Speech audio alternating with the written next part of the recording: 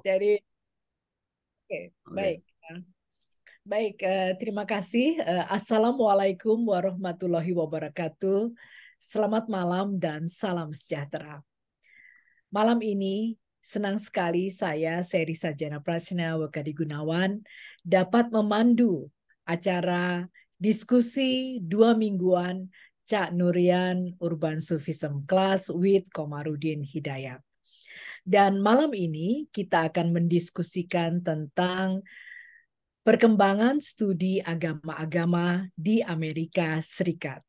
Dan ada 2 narasumber yang akan menyampaikan pemantik diskusi, yakni Profesor Dr. Komarudin Hidayat.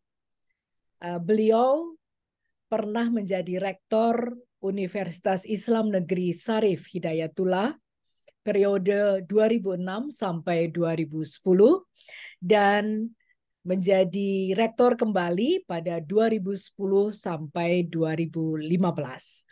Dan saat ini Profesor Dr. Komarudin Hidayat menjabat juga sebagai rektor Universitas Islam Internasional Indonesia. Profesor Dr. Komarudin Hidayat rajin membuat tulisan-tulisan di media massa dan beliau juga cukup produktif membuat buku. Tahun lalu beliau menerbitkan buku berjudul Patchwork Learner dan kemudian pada tahun ini rencananya akan menerbitkan buku Negosiasi dengan Takdir. Atau mungkin sudah mulai publikasi dan bisa dipesan. Nah, berikutnya adalah Dr. Muhammad Ali. Dr. Muhammad Ali lulus sarjana dengan spesialisasi tafsir Quran dari Universitas Islam Negeri Syarif Hidayatullah. Kemudian menamatkan Magister Manajemen Program Kerjasama Universitas Grenoble Paris dan Universitas Indonesia Jakarta. Dan kemudian Dr. Muhammad Ali meraih Master of Science dalam bidang Islamic and Middle Eastern Studies dari Edinburgh University, Skotlandia. Lalu PhD in History jurusan Southeast Asia dengan spesialisasi kedua di bidang Middle East, World and European Histories. Dan Dr. Muhammad Ali telah mengajar sejak 2007 di Department for the Study of Religion, University of California, Riverside. Oke, untuk mempersingkat waktu, saya akan mempersilahkan Profesor Dr. Komarudin Hidayat untuk menyampaikan pemantik diskusi kita malam ini. Silakan, Prof. Iya, dari Filipina suaramu tadi sinyalnya kurang bagus ya. Nah, Oh, oke. tadi Oh, sempat hilang. Oke deh, terusin ya. Oke. Assalamualaikum warahmatullahi wabarakatuh. Waalaikumsalam. Terima kasih ya. Ini saudara Profesor Ali dari Amerika, ini moderatornya dari Filipina. Kita hidup di apa namanya ya, sekat-sekat ruang waktu ini hilang. Ini luar biasa. Baiklah, saya ingin mulai singkat saja. Saya bukan panelis, tapi tuan rumah mengantarkan saja. Ini satu hal yang bagi saya mengesankan Amerika itu mirip Indonesia. Dua-duanya negara yang plural. Hanya saja pluralitas Indonesia itu terdiri dari pluralitas etnis.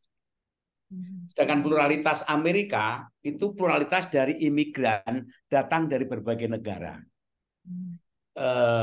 Sehingga siapapun imigran datang ke Amerika itu dia sudah siap mental untuk melebur menjadi Amerika, menjaga etika, tata krama, kesepakatan bernegara, karena mereka satu sebagai imigran pendatang, dan kedua memang pemerintahnya, masyarakatnya, administrasinya itu firm untuk menjaga demokrasi, kebebasan orang, dan masing-masing itu merasa sederajat di sana. Sedangkan di Indonesia, untuk menjadi Indonesia itu tanpa harus meninggalkan kampung halaman. Jadi Indonesia itu sebagai the imagine community, imagine society, tapi dia tetap duduk, tinggal, tidur di kampung aslinya. Oleh karena itu ikatan primordialisme di Indonesia itu masih kental. Lebih-lebih sekarang ketika terjadi demokratisasi, desentralisasi, kemudian identitas etnis, agama itu menguat, maka kemudian kecenderungan ini bisa memperlemah proses ikatan kohesi keindonesiaan. Kalau di Amerika itu karena orang imigran dan sebagian datang untuk apa ya cari kebebasan dari negara-negara yang mungkin despot, tiran, hegemoni agama misalnya di Eropa, ke sana itu sudah memang merindukan mimpi untuk hidup dalam masyarakat yang merdeka, jadi sebagai the dreamland for democracy and human right and freedom. Di Amerika freedom itu menjadi etos yang kemudian dijaga bersama-sama.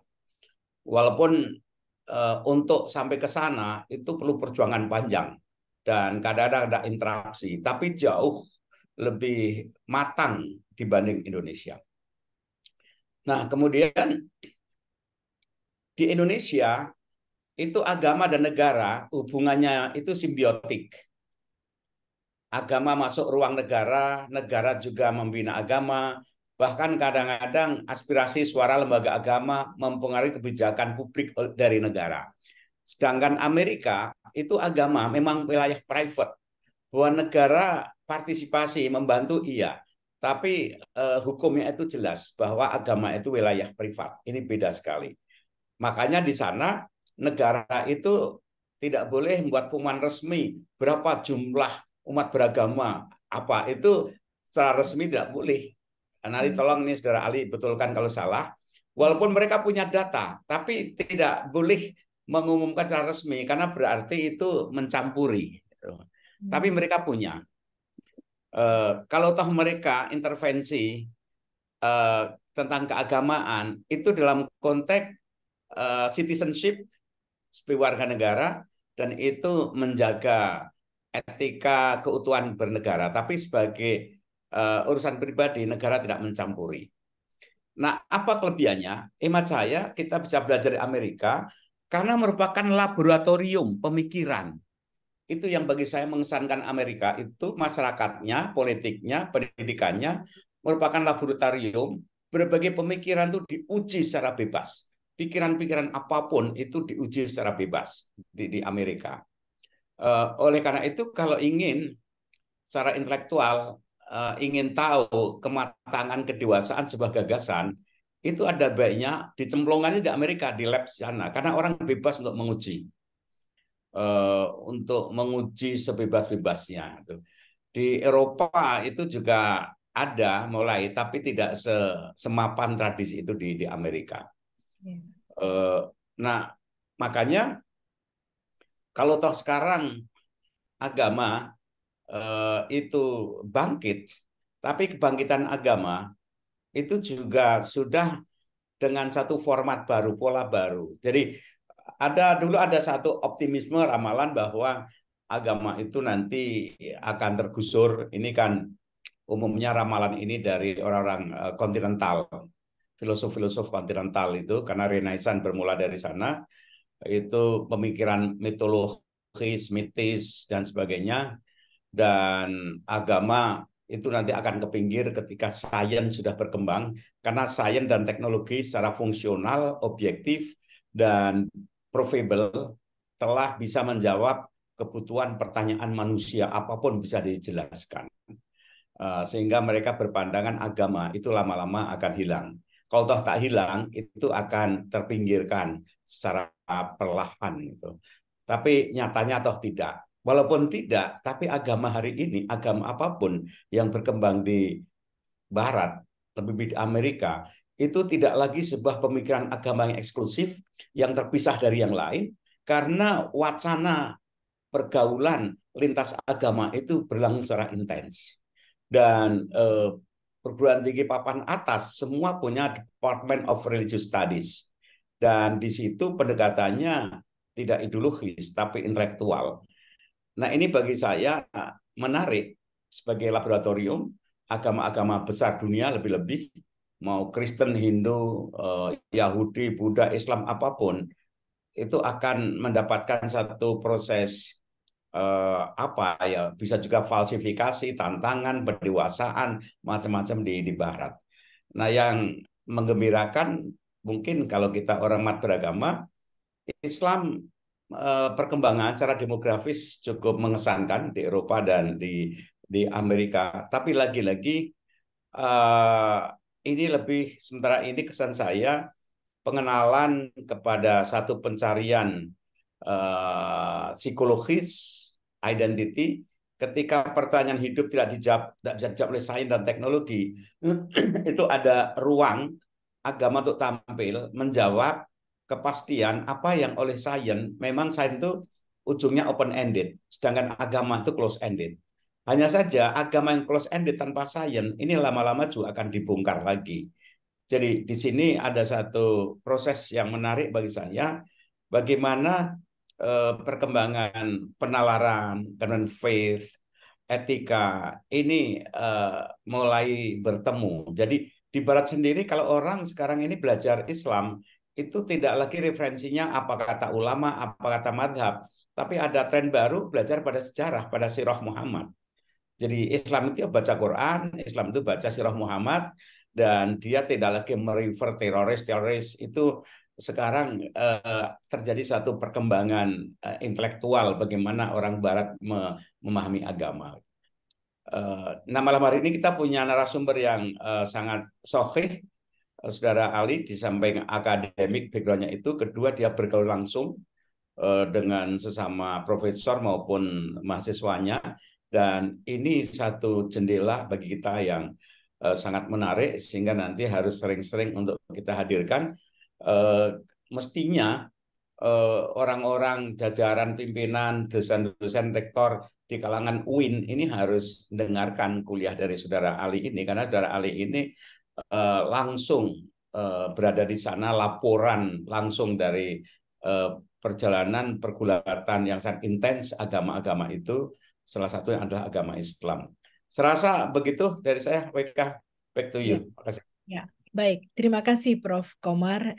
Jadi kita bisa melihat apa yang disampaikan Prof. Komar, bahwa kalau di Indonesia agama dan negara itu sifatnya adalah simbiotik, sehingga ada kalanya agama juga mempengaruhi kebijakan-kebijakan yang dilakukan oleh negara. Dan bagaimana dengan di Amerika? Baik, kita akan segera meminta pada profesor ya, associate profesor, ya sudah ya, Dr. Muhammad Ali untuk menyampaikan paparannya. Silakan, Mas Ali, silakan. Bismillahirrahmanirrahim. Assalamualaikum warahmatullahi wabarakatuh. Waalaikumsalam warahmatullahi. Terima kasih Mbak WK ya, saya panggilnya, bisa?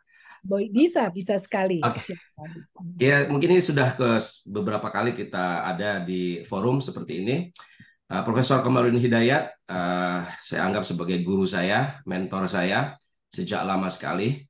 Terima kasih undangannya untuk bisa berbagi. Teman-teman semua, mohon maaf saya tidak sebutkan satu persatu yang ada di forum ini. Hari ini pagi hari, Jumat, ya, subuh tadi, makanya saya agak lambat sedikit karena pas azan subuh. Jadi tadi disebutkan pengantar yang sangat baik sekali, persamaan dan perbedaan Amerika dengan Indonesia.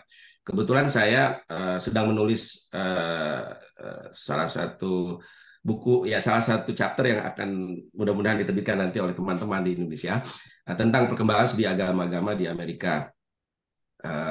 Jadi ini masih in progress, tapi sekedar menjelaskan saja apa yang menarik dari perkembangan studi agama di Amerika, dan mungkin bisa kita diskusikan sama-sama apa yang bisa kita ambil pelajaran darinya, dan juga apa mungkin kemiripan dengan Indonesia yang nanti mungkin bisa kita diskusikan lebih lanjut. Pertama, sudah disebutkan iklim politik ya, iklim politik dan konstitusi yang memang menjamin kebebasan beragama, religious freedom, freedom of religion yang menurut saya 100% gitu, tidak setengah-setengah gitu ya. Karena ada kebebasan beragama yang setengah-setengah gitu. Jadi bebas hanya untuk kelompok kami gitu, tapi tidak untuk kelompok yang lain. Kita banyak kasusnya lah di Indonesia. Bebas hanya untuk yang mayoritas, yang mainstream. Kalau misalnya bertentangan dengan pemahaman mainstream, maka penodaan agama. 1965 kita tahu itu ya, sampai Mahkamah Konstitusi pun masih menyetujui itu gitu. Padahal sudah ada judicial review. Ini salah satu masalah di Indonesia yang menurut saya iklim politik dan hukum yang kurang memberikan kebebasan bagi pemikiran-pemikiran dan gerakan-gerakan keagamaan yang berbeda dari yang mainstream. Ya, yang berbeda dari mainstream itu termasuk misalnya yang dianggap tidak moderat, misalnya yang dianggap tidak di tengah dan seterusnya. Tapi mungkin ada faktor sejarah dan lain-lain sebagainya. Ini satu hal. Di Amerika tidak ada itu undang-undang blasphemy law ya, atau yang disebut dengan blasphemy law. Dan ternyata Indonesia bukan sendirian, banyak sekali negara-negara lain yang masih punya blasphemy law. Ya, itu persoalan lain lah ya. Tapi saya hanya ingin menggarisbawahi apa yang sudah disampaikan oleh Profesor Komar Hidayat tadi mengenai perbedaan kebebasan tadi. Yang kedua, yang menurut saya penting adalah sejarah yang sudah panjang di Amerika, yang sebetulnya juga tadi sejarah imigran ya dari Eropa. Jadi Amerika pun tumbuh dan muncul melalui proses yang sangat panjang, pendatang-pendatang dari Eropa.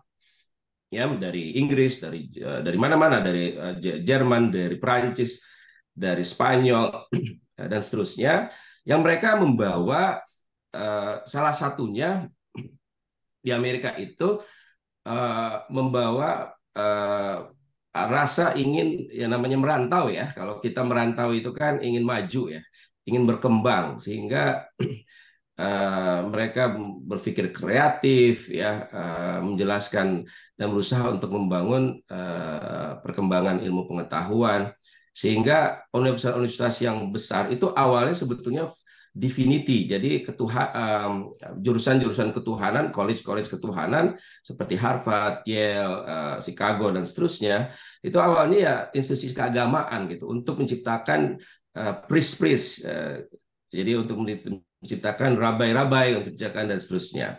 Tapi kemudian mereka bertransformasi menjadi institusi yang akademik, ilmiah. Nah, salah satu latar belakang panjangnya adalah karena di Eropa itu sejarahnya sejarah perang agama dan sejarah teokrasi, sehingga Amerika itu ingin lepas dari itu. Jadi teokrasi, hubungan antara agama dan negara yang sangat ketat di Eropa, kemudian perang agama gara-gara perang antara Protestan dan Katolik di Prancis dengan Inggris misalnya, itu menjadi masa lalu. Itu jadikan pelajaran berharga bagi orang-orang yang pindah ke Amerika.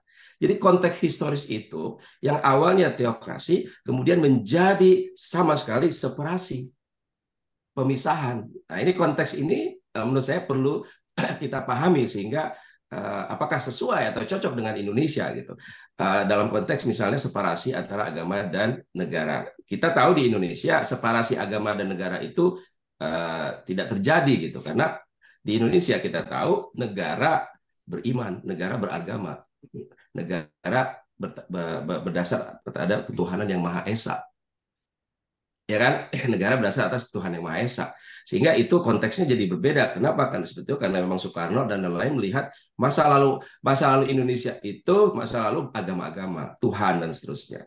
Itu yang kemudian membedakan.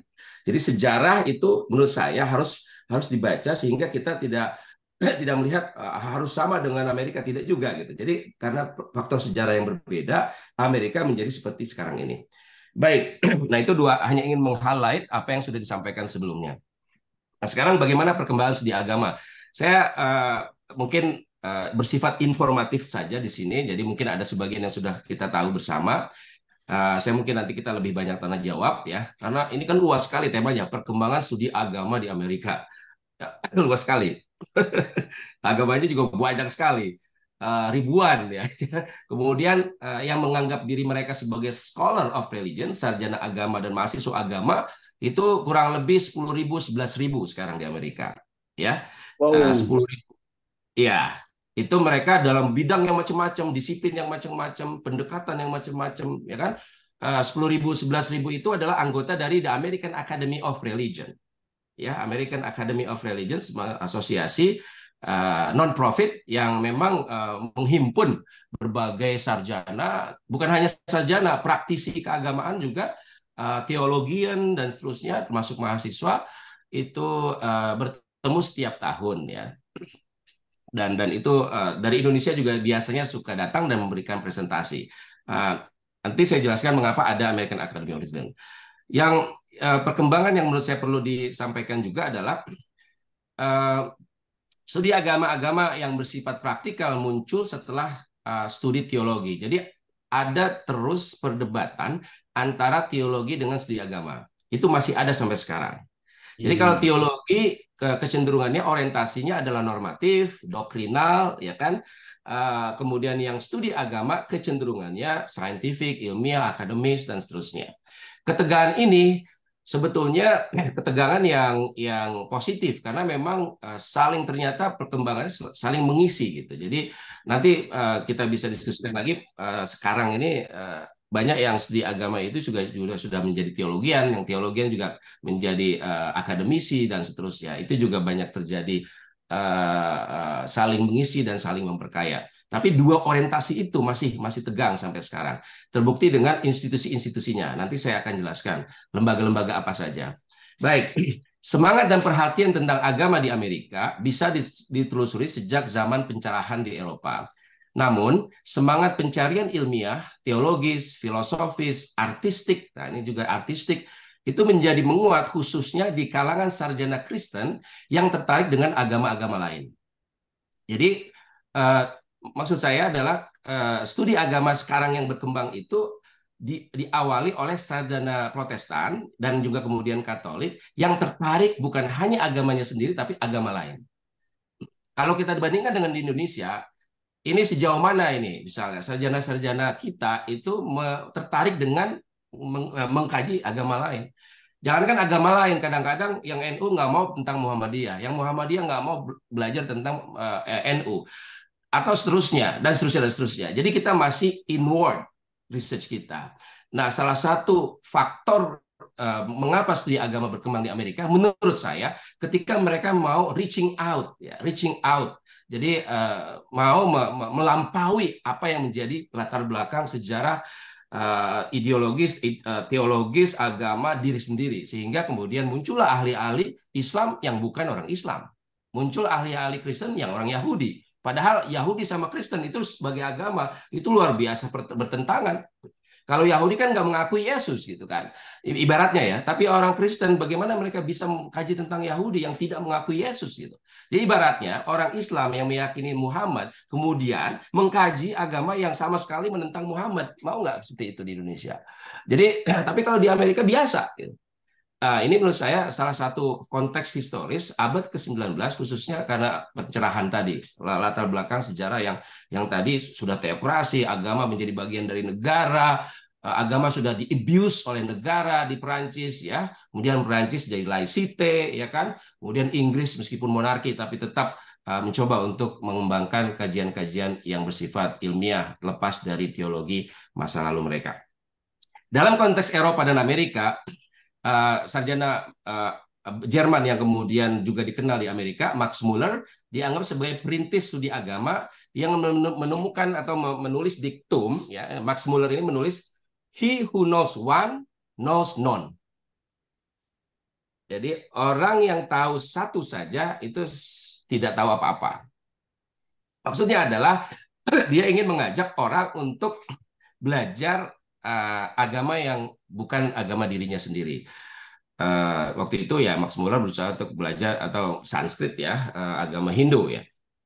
He who knows not one knows none. Menekankan pemahaman komparatif atau perbandingan atas fenomena agama. Namun memang narasi tentang asal mula studi agama bermacam-macam ya, tidak ada yang dominan. Asal mula studi akademis agama umumnya ditelusuri sejak zaman pencerahan di satu sisi dan romantisisme di sisi lain. Maksudnya gini, romantisisme di Amerika itu, kalau zaman pencerahan mungkin kita sudah paham ya, tapi romantisisme itu konteks yang perlu saya jelaskan di awal ini untuk memahami mengapa banyak orang Amerika tertarik dengan agama-agama yang eksotik. Ya, eksotik itu maksudnya timur, spiritual, yoga, meditasi, ya, healing, pengobatan yang bersifat spiritual. Dan kalau Anda sekarang datang ke toko buku di Amerika, banyak sekali buku-buku self help itu, banyak sekali, dan itu luar biasa ya, luar biasa. Tapi maksud saya adalah itu memang kembali ke sejarah romantisisme tadi, tertarik dengan hal-hal yang bersifat spiritual. Mengapa? Karena peradaban Amerika yang dianggap Barat itu menganggap diri mereka adalah peradaban materialistik, sehingga ada sesuatu yang kurang. Sesuatu yang kurang yang tidak miliki itu, missing link-nya adalah spiritualitas. Makanya menjadi berkembang perkembangan studi-studi agama dan spiritualitas atau spiritualisme. Ini juga konteksnya, ya. Mengapa agama dan spiritualisme itu berkelindan di Amerika. Dan definisi apa itu agama, apa itu spiritualisme, itu persoalan akademis yang sampai sekarang masih tidak ada kata satunya. Misalnya sekarang, ini untuk loncat dulu ya. Sekarang itu, kalau tadi disebut statistik, memang tidak ada secara ofisial ya, penganut agama dan seterusnya. Nggak ada pemerintah mengeluarkan statistik. Yang ada itu statistik ras ya, ras itu. Jadi ras itu memang ada statistiknya. Apakah white atau kemudian Spanish atau macam-macam lah, Asian dan seterusnya, Native American dan seterusnya. Itu statistiknya itu memang tidak ada status agama. Ada sekarang orang dan bahkan berkembang jumlahnya yang mengatakan diri mereka sebagai spiritual but not religious. Jadi artinya mereka tidak lagi terkait dengan berafiliasi dengan agama-agama yang ada, agama-agama lembaga, tapi mereka tetap menganggap diri mereka sebagai spiritual. Dan ini yang menjadi X-nya, jadi kalau X-Kristiannya banyak sekarang. Jadi yang mantan Kristen di Amerika itu makin banyak. Makanya sebagian gereja tidak ada penghuninya dan kemudian dibeli oleh orang-orang kaya Indonesia. Ya, ada beberapa gereja yang kemudian menjadi masjid misalnya. Ini contoh saja. Jadi saya akan kaitkan itu fenomena apa yang terjadi di masyarakat dengan dalam kajian akademik. Tetapi spiritualisme itu hanya menjadi bagian dari apa yang disebut sebagai religious itu. Tetap saja kata religious itu sudah cukup dipahami sebagai yang sangat unik. Nanti saya akan jelaskan diskusi tentang apa itu agama itu sendiri. Baik, jadi zaman pencerahan dan romantisisme itu konteks yang datang dari Eropa sebagai pendatang. Mereka kemudian mendirikan Harvard Divinity School misalnya. Kemudian waktu itu tertarik dengan natural religion. Natural religion itu agama natural, agama alami. Jadi ada istilah dengan agama alami. Agama yang artinya ya, ini kan menarik ya, natural religion. Biasanya kan kita memahami agama sebagai lawan dari alam. Tapi ini agama yang alami. Agama yang alami hubungannya dengan agama wahyu atau agama seperti Kristen. Ada buku judulnya Natural Religion and Christian Doctrine, misalnya James Freeman Clark. Itu salah satu buku tahun akhir abad 19 ya. Itu menarik sekali. Natural Religion and Christian Doctrine di Harvard Divinity School. Mereka juga menerbitkan 10 Great Religions tahun 1871. Clark ini ya. 10 Great Religions, an essay in comparative theology. Jadi teologi komparatif dan membahas berbagai agama-agama. Di situ ada 10, ada 10. Karakteristik dari kajian awal ini, akhir abad ke-19, itu tidak lagi teologis apologetik, perspektif satu agama atau satu denominasi saja. Seperti saya sebut sekarang. Kayak tadi ya, bukan hanya satu agama saya, tapi lebih dari satu agama. Selain Clark, ada beberapa sarjana lain yang tertarik dengan Buddha, tertarik dengan Hindu, dan sebagainya. Kemudian dalam level populer ada World Parliament of Religions. Ya, World Parliament of Religions ini tahun 1891 di Chicago berkumpul tokoh-tokoh dari berbagai agama dan gerakan keagamaan baru. Mereka mengenalkan agama mereka. Termasuk ada yang mewakili dari umat Islam, dari Amerika, tapi juga ada dari ada Native Americans, ada Hindu, ada Buddha, Zen Buddhism, ada Bahai, ada semua merasa perlu direpresentasikan. Jadi World Parliament of Religion 1891 itu perkumpulan awal mereka ngumpul, ya semacam peristiwa sejarah lah, penting pertemuan para pemimpin-pemimpin agama. Kurang lebih seperti itu, 1891. Nah, ini terlepas dari tadi Harvard Divinity School ya. Nah, kajian akademik di kampus-kampus terus mencari bentuknya. Tentu saja dipengaruhi Eropa, yang salah satu yang cukup awal berdiri itu American School of Psychology of Religion. Jadi psikologi agama.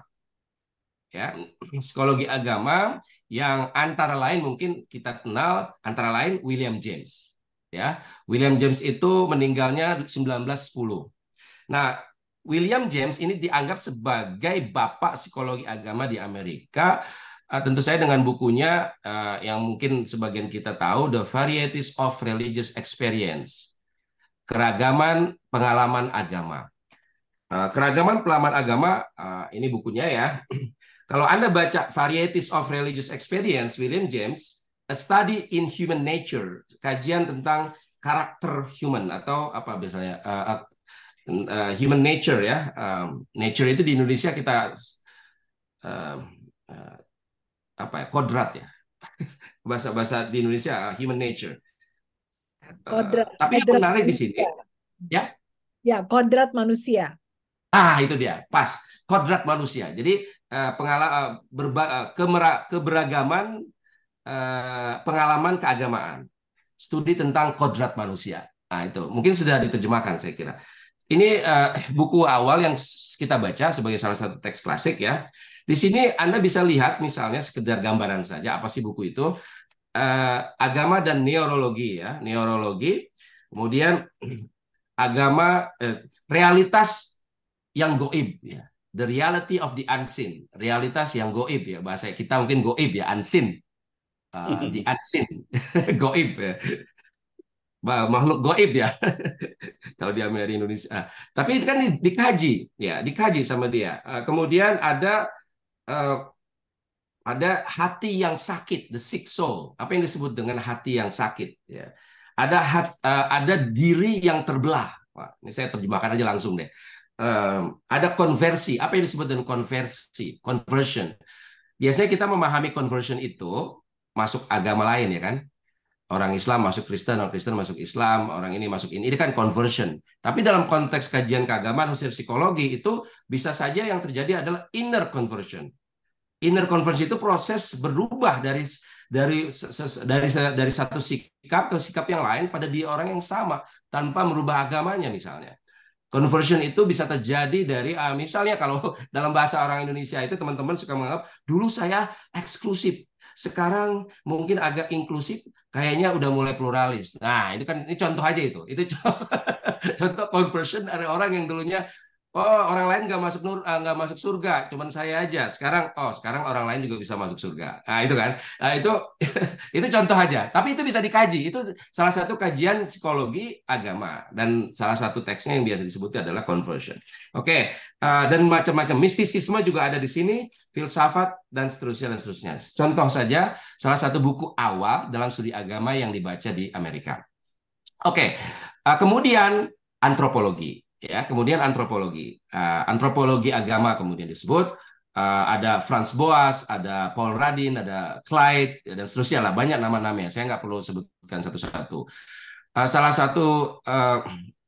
satu hasil dari kajian-kajian antropologi kita sudah tahu lah. Salah satu yang kalau yang di Indonesia itu mungkin Religion of Java ya, 1960 ya, itu oleh Clifford Geertz misalnya. Dia tertarik sama Jawa ya, Mojokerto dan seterusnya. Itu kemudian menjadi semacam teks.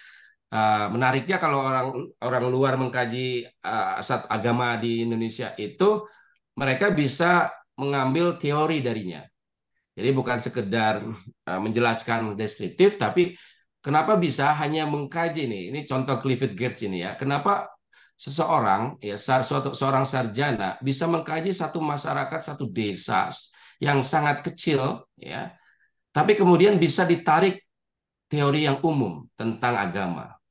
Dan itu dibaca oleh berbagai sarjana lain dan mahasiswa yang mengkaji agama-agama lain dan juga mengkaji bukan hanya Indonesia, mengkaji bangsa lain. Itu salah satu kelebihan metodologis sarjana Barat menurut saya ya, ketika membahas sesuatu. Bisa nggak ada penjelasan umum yang muncul dari kajian kasus-kasus yang sangat spesifik. Biasanya memang antropologi itu. Oke, selain perbandingan ada antropologi agama. Tentu saja antropologi agama ini bukan hanya Islam, tapi banyak sekali tradisinya, termasuk antropologi agama lokal atau indigenous religions. Ini juga sangat berkembang, ya, Native American religions. Saya tidak tahu sejauh mana perkembangan studi agama lokal di Indonesia misalnya.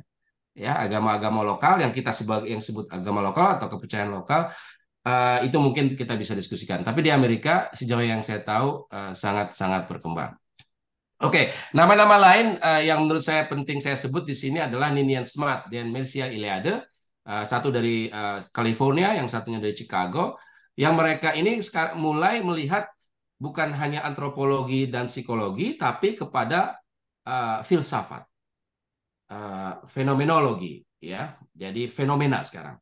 Jadi ini sudah mulai ada fenomena agama, fenomenologi agama, yang biasanya kajian mereka itu seputar myth, rituals, atau mitos, bahasa Indonesianya, mitos, ritual, the sacred, yang sakral, the mystical, yang mistik, dan semacamnya.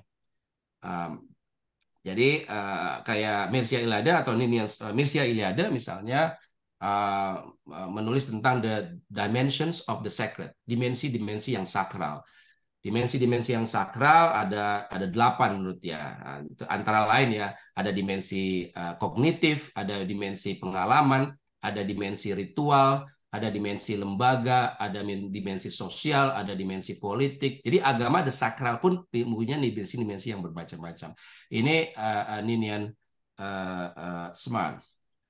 Kemudian Mircea Eliade itu mendiskusikan soal the sacred and the profane, ya, yang sakral dan yang profan. Kalau bahasa kita mungkin yang sakral dan yang duniawi atau apa ya, profane, the worldly, this profane, apa profan ya, yang profan sudah jadi bahasa Indonesia saya kira.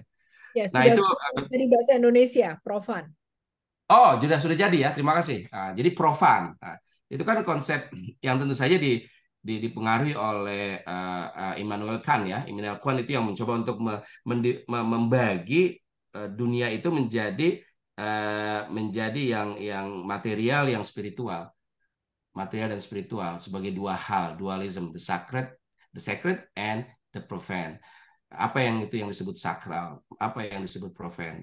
Biasanya yang the sacred itu, yang sakral adalah sesuatu yang dianggap melebihi yang biasa, sesuatu yang extraordinary, yang supernatural, yang memberikan rasa ketakjuban gitu. The sacred, yang tidak biasa, bukan business as usual. Kayak gitu itu didiskusikan dalam buku Mircea Eliade dan banyak lagi buku-buku dia. Oke, jadi itu filsafat ya, filsafat agama termasuk mysticism dan seterusnya. Nah, selanjutnya ada orang seperti Huston Smith ya, yang menulis tentang world religions, yang mencoba untuk melihat semacam kesamaan antar agama-agama dunia yang ada. Jadi sudah mulai ada scholar yang mencoba untuk melihat ada nggak hal yang bisa ditarik benang merahnya dari berbagai agama-agama dunia itu. Nah, Huston Smith ini salah satu orang yang menurut saya melihat itu, ya, mencoba untuk melihat unsur benang merah dari berbagai tradisi. Dia sebut sebagai wisdom traditions, ya.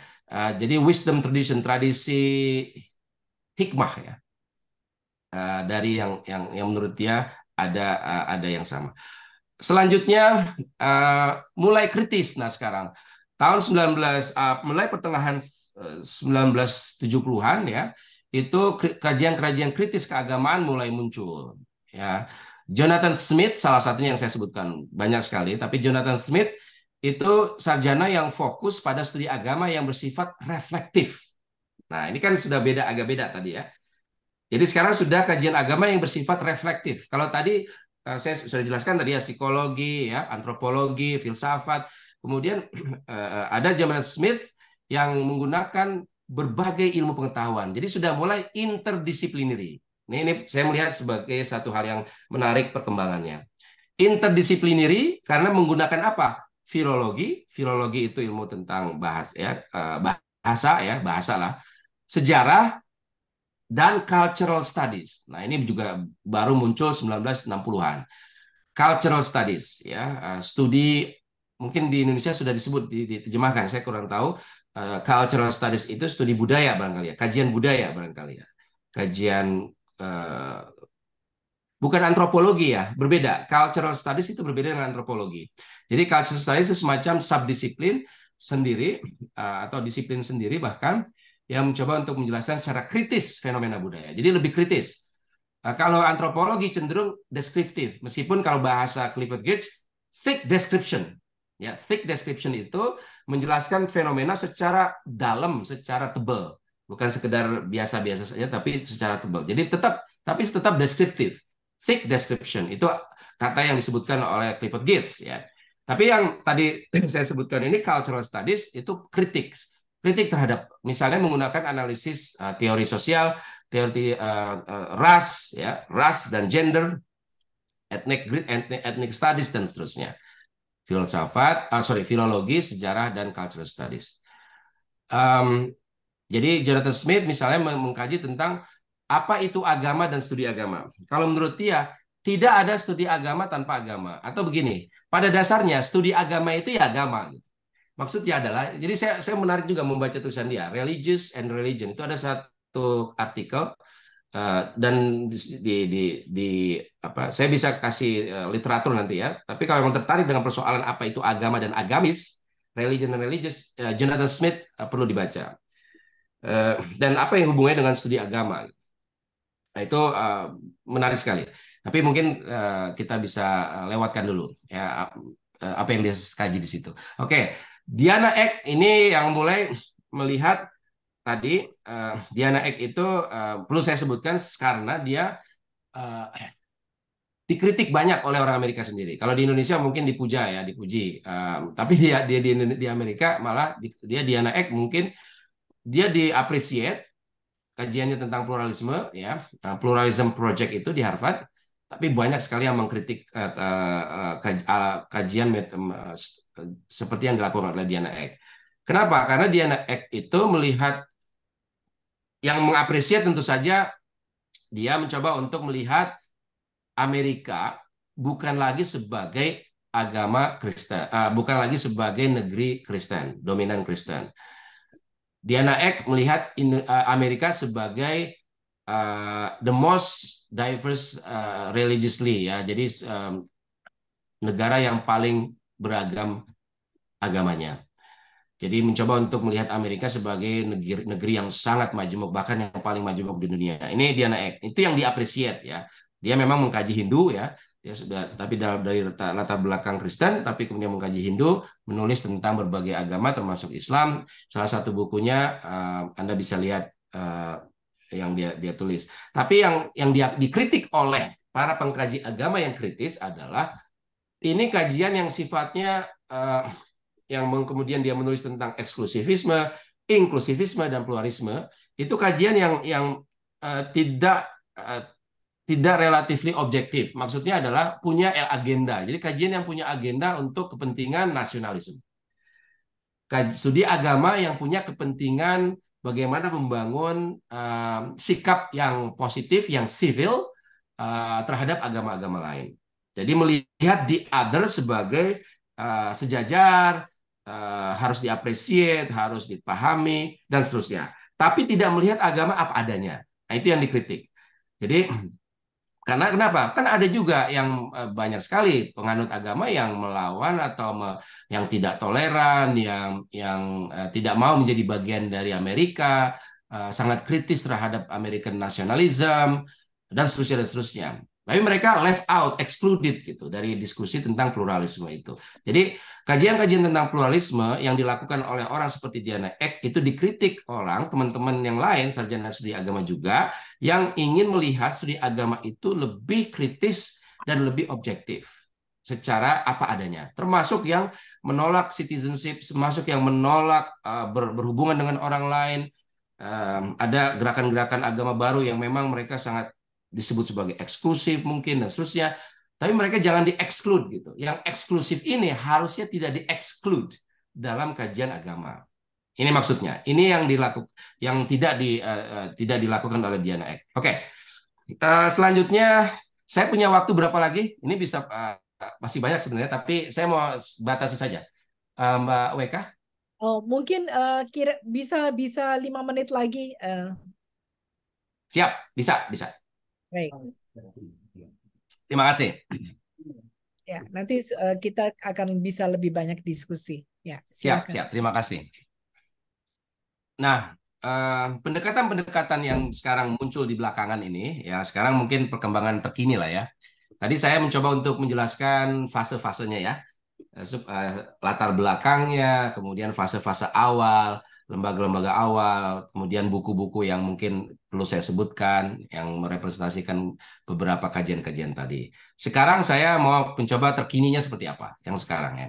Sekali lagi, saya tidak berpretensi bahwa saya menjelaskan berbagai hal yang ribuan tadi. Enggak, ya. Banyak sekali yang tentu saja tidak disebutkan di sini. Banyak sekali. Apalagi studi agama. Ya. 10.000, 11.000 mungkin lebih orang. Jadi nggak bisa saya merangkum dalam satu kalimat. Tetapi secara umum saja, sekarang sudah banyak pengkaji agama menggunakan pendekatan-pendekatan postkolonial, ya, teori kritis, critical theory, performance studies, kajian-kajian performance. Jadi agama sebagai performance, agama sebagai yang ditunjukkan gitu. Jadi bukan lagi soal experience, doktrin, teologis, ritual, mitos, tapi performance. Ya, Ya, lebih ke performance kinerja dari iya agama. bisa. Iya, bisa jadi seperti itu. Kinerja atau apa yang kita lihat yang ditunjukkan, apalagi dengan budaya populer sekarang di media sosial, ya. Agama sekarang misalnya orang dulu naik haji 2 bulan kita nggak pernah ketemu sama orang itu, nggak tahu mereka seperti apa yang haji itu. Kalau sekarang orang yang haji bisa selfie, Ya. ya kan? Jadi agama sebagai performance di situ, ya. Dia selfie. Ini contoh aja ya. Dan jadi agama bukan lagi sebagai ritual semata gitu, tapi dia sebagai performance. Jadi lucu, saya suka ketawa kalau lihat orang haji itu. Ya, dan setiap hari ya, bahkan setiap menit bisa di-post di status ya. Betul. Itu kan menarik ya. Apa tuh nanti implikasinya, dampaknya kan terhadap keberagaman seseorang. Itu kan menarik sekali. Jadi tetap saja orang itu nggak mau merasa hanya dirinya dengan Tuhan gitu. Ya. Teman-teman yang mungkin suka sholat tahajud sekarang mungkin bisa juga dia selfie waktu sholat tahajud gitu. Tapi maksud saya adalah nggak cukup gitu hanya merasa soleh di hadapan Tuhan gitu. Dia harus merasa bahwa saya soleh juga di hadapan teman-teman saya gitu. Saya hanya ini sekedar joke aja ya. Tapi maksud saya yang bisa mengkaji itu performance studies ya. Bisa ada alatnya untuk bisa mengkaji fenomena seperti itu. Ada tentang ekologi ya. Sekarang environmental studies itu sudah cukup berkembang ya karena climate change, global warming dan seterusnya. Tentu saja feminisme ya. Feminisme dalam konteks yang lebih luas dan kritik dari dalam juga keras gitu. Itu saya gender and sexuality studies itu juga berkembang. Subaltern studies itu biasanya dari India, dari orang-orang yang berasal dari India. Subaltern studies kaitan dengan postkolonial. Ada juga cognitive science ya. Tadi neuroscience tentang otak. Selain juga tentu saja kajian-kajian sejarah, filologi dan ilmu-ilmu sosial yang lain, ilmu politik, sosiologi dan seterusnya. Itu tetap ada. Tapi pendekatan-pendekatan yang baru ini sekarang sudah mulai merambah dunia akademis. Kemudian metode yang biasa dilakukan itu fieldwork, kerja lapangan. bukan hanya di perpustakaan, tapi data etnografi, statistik juga mulai digunakan, demografi tentang kependudukan, khususnya tentang survei-survei ya, kritik kultural, cultural critic, criticism, dan seterusnya. Tema-temanya juga banyak sekali. Ini tema-temanya nih, karena sudah 1 menit lagi ya. Tema-tema yang ada, sekedar gambaran saja perkembangan terkini di konferensi American Academy of Religion. Saya sebutkan beberapa tema di sini ya. Konflik kosmik, wanita di dalam agama, kekerasan gender, teologi liberal, bukan liberal, teologi liberation, ya, liberation teologi feminis, studi agama terapan. Jadi bukan studi agama yang teoritis, studi agama terapan. Public understanding of religion, bagaimana publik memahami agama. Kemudian ekologi tadi saya sebutkan ya, lingkungan, critical theory, seni ya, seni, sastra dan agama. Body and religion, body itu tubuh ya, agama juga berbicara atau sangat terkait dengan soal tubuh, body and religion. Kemudian comparative religious ethic, etika agama perbandingan. Pagan studies, ya, studi tentang paganisme, ini juga cukup berkembang. Nanti bisa, kalau ada yang bertanya apa itu paganisme, nanti bisa saya sebutkan. Drugs, ya, obat-obatan dan agama. Kemudian faith and labor, labor itu kerja. Jadi bagaimana hubungan antara iman dengan kerja. Kemudian agama dengan makanan, food, ya. Biasanya kita kan taken for granted itu food ya, tapi ini ada kajian tentang religion and food. Ada juga agama and disability ya, ada agama dan medicine dan pengobatan healing. Ada tentang death, dying and beyond. Nah, mungkin bukunya Profesor Komarudin Hidayat, Psikologi Kematian, menarik nih. Death, dying and beyond ya. Kematian dan sekarat dan beyond, death, dying, and beyond. Itu ada unit khusus di American Academy of Religion yang mengkaji itu dari berbagai aspek. Saya tidak masuk di situ, tapi saya kira menarik sekali. Kolega saya mempunyai mata kuliah judulnya kematian. Mata kuliahnya, death. Ada mata kuliah tentang kematian ya. Di kampus saya. Menarik. Menarik, benar. Kemudian tentu saya ada queer studies in religion, ada lesbian, feminism and religion. Kalau di Indonesia susah ini. Men, tapi juga bukan hanya feminism ya. Masculinities juga dikaji. Ya, masculinities and religions. Men, masculinities and religions. Kemudian agama dan science fiction. Belakangan artificial intelligence juga udah mulai ya. Religion and artificial intelligence. Ada juga virtual reality, ada cryptocurrencies, dan seterusnya. Ada agama dan hewan. Itu kajian antara menarik sekali. Bagaimana hewan dikaji dalam agama-agama. Itu kan banyak sekali. Anda bisa mulai. Oke, saya kira itu saja. Mohon maaf agak panjang. Sekedar menggambarkan perjalanan studi agama di Amerika yang sempat saya tahu dan ada di dalamnya. Terima kasih. Assalamualaikum warahmatullahi wabarakatuh. Waalaikumsalam warahmatullahi wabarakatuh. Ya, baik. Saya sangat menikmati sebenarnya kuliah dari Mas Muhammad Ali ini, karena kita bisa melihat bahwa perkembangannya sangat cepat ternyata ya, tidak terutama karena teknologi. Jadi topik-topik yang dibawakan juga yang dikaji itu sudah semakin banyak, mungkin karena memang situasi memungkinkan di Amerika, yaitu bahwa religion freedom itu memang 100% di Amerika. Jadi itu yang membuat topik-topik semakin kaya. Ada tentang postkolonialisme, iman dan postkolonialisme, kemudian tadi faith, performance, ekologi, feminisme, kemudian bahkan AI ya, artificial intelligence, kemudian statistik juga sudah mulai digunakan, tidak hanya menggambarkan, tidak hanya studi deskriptif, tetapi ada statistik sudah mulai digunakan, juga survei-survei demografi, juga dibuat gitu ya. Kemudian teori kosmik ya, ini juga sudah banyak sekali topik-topik yang mengkaji tentang agama-agama di Amerika. Ini sangat kaya. Baik, saya persilakan untuk mendiskusikan apa yang disampaikan Prof. Komarudin dan Dr. Muhammad Ali. Saya persilakan, ada yang bertanya? Itu Oke. ada pertanyaan di tulisan tuh, WK. Oke, baik. Di kolom chat satu ya. atau dua. Oke, baik. Dari kolom chat ini ada, oke, dari Ibu Dewi Puspo. Sangat menarik tadi dikatakan bahwa di Amerika sangat biasa studi terhadap agama lain yang sangat berbeda dengan di Indonesia. Oke, pertanyaan saya, apa yang menjadi penyebab mengapa orang Indonesia pada umumnya sangat tidak terbuka terhadap studi agama lain?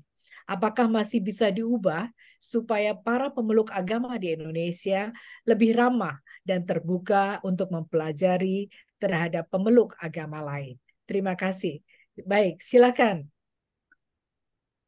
Mas Muhammad Ali, silakan. Ini bagaimana bisa mungkin menggalakkan bahwa Ya, silakan. terima kasih. Seingat saya di Indonesia ya, yang mulai belajar tentang agama lain itu hanya di jurusan perbandingan agama ya, sama di sekolah-sekolah seminari ya, di tradisi Katolik dengan Protestan yang memang sudah biasa sejak awal menjadi priest misioner itu harus tahu agama-agama lain. Kalau di Islam ya khususnya yang di Islam itu memang masih agak melihat bahwa Islam sebagai agama terakhir. Jadi karena sudah teragama terakhir, ngapain belajar agama-agama sebelumnya gitu. Jadi ada semacam Ya, apalagi sudah sempurna, ya ya kan? sempurna. Ada kata sempurna itu Ada kan. kata sempurnanya itu doktrin yang memang sangat kuat ya berpengaruh. Saya kira kalau ditanya faktornya mungkin salah satunya adalah faktor doktrinal. Tetapi saya tidak melihat faktor doktrinal sebagai yang paling paling besar kalau menurut saya ya. Karena di Amerika pun yang merasa agamanya itu paling benar dan final itu hampir semua sebetulnya. Tetapi mengapa mereka pada saat yang sama tertarik untuk belajar tentang agama lain gitu?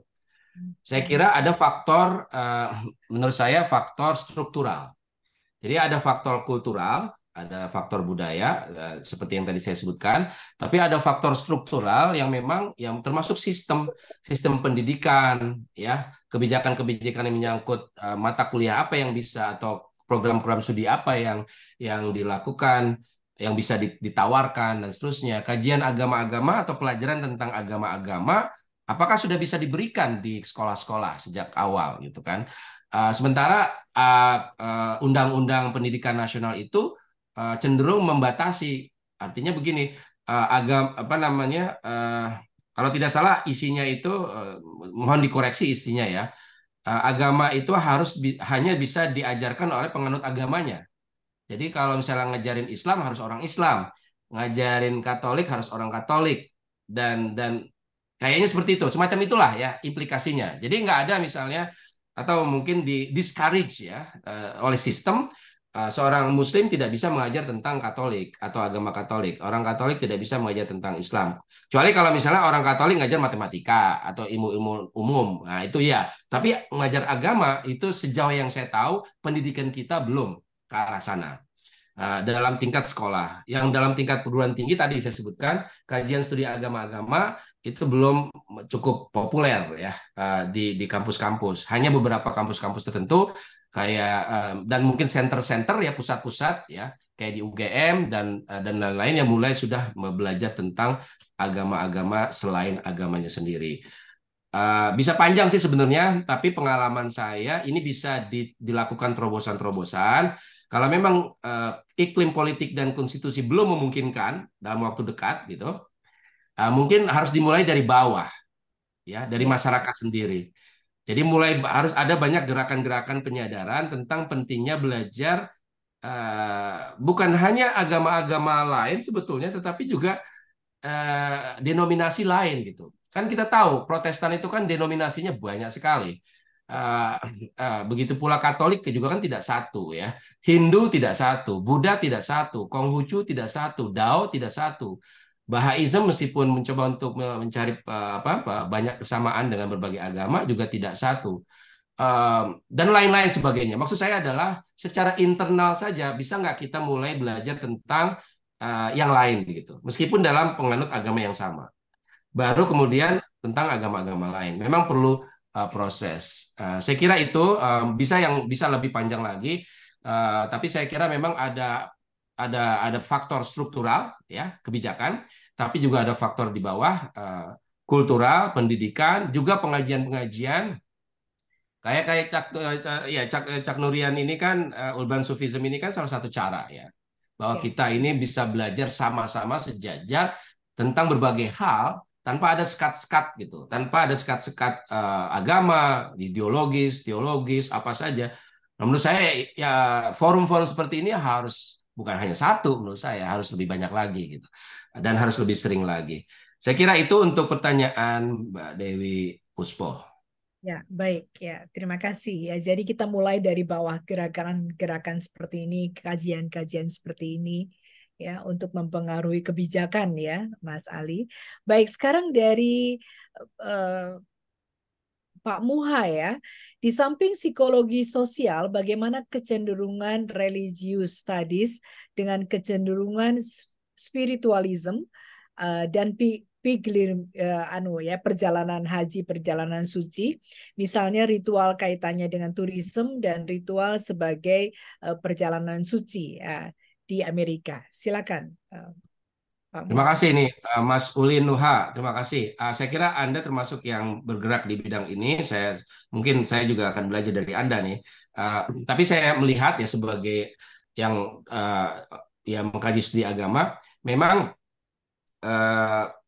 agama sekarang di global itu sudah mulai kita bisa melihat tempat-tempat yang menjadi pusat-pusat pilgrimage ya, kunjungan sakral begitu, katedral-katedral, pura-pura, ya shrine, masjid-masjid itu sangat menarik banyak pengunjung dan juga perhatian media. Nah, ini kan perkembangan global yang menurut saya harus dikaji.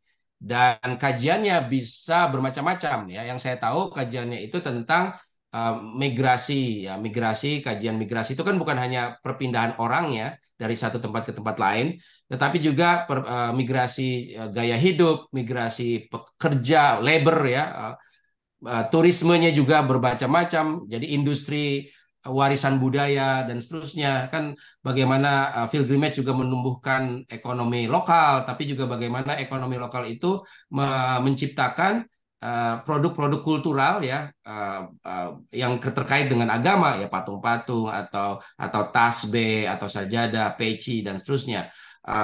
Itu kan semua dimensi-dimensi material juga yang juga sejauh yang saya tahu juga dikaji. Kalau tidak salah di American Academy of Religion ada semacam tema tentang pilgrimage di berbagai agama. Juga misalnya buku-buku ya, kalau publikasi-publikasi itu baru munculan sejak tahun 2015 ke atas, sejauh yang saya tahu ya, 2015 ke atas sampai sekarang. Itu kalau Anda ke Routledge itu banyak sekali yang mengkaji tentang pilgrimage ya. Termasuk ada salah satu buku judulnya Muslim Women's Pilgrimage to Mecca and Beyond, Reconfiguring Gender, Religion, and Mobility. Haji perempuan muslimah ke Mekah dan menggunakan analisis gender dan mobilitas. Ya.